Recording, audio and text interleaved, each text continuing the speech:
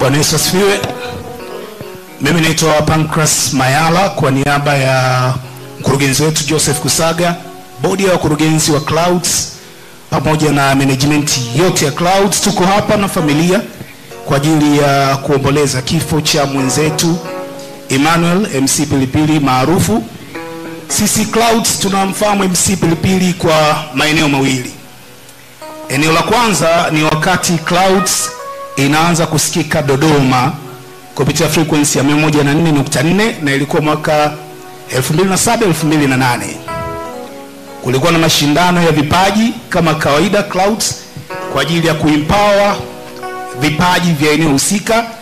Pilipili alikuwa ni miongoni mwa watu waliojitokeza kwenye hiyo audition, lakini Pilipili alijitokeza tofauti kidogo na watu wengine. Yeye alijitokeza akiwa amevaa uniform, na kwa bahati nzuri au mbaya ile audition ilikuwa inahitaji watu wanahitaji current affair. Kwa hiyo uongozi wa Clouds kwa kipindi kile kiongozwa na Sebastian Maganga, mkuu wa maudhui,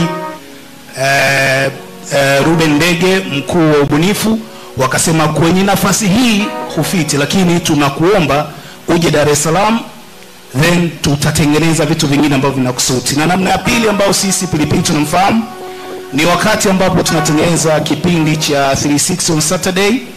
Alikuwa miongoni mwa watangazaji akiwa na Caesar, na mwingine alikuwa ni kijakazi ambaye kwa sasa ni mbunge wa bunge la Jamhuri ya Muungano wa Tanzania. Kwa hiyo kwetu sio familia tu kwamba mmepoteza, hata sisi tumepoteza kipaji halisi. Tunamshukuru Mungu kwa maisha ya MC Pilipili na tunamwombea Mwenyezi Mungu ailaze roho yake mahali pema peponi. Amen.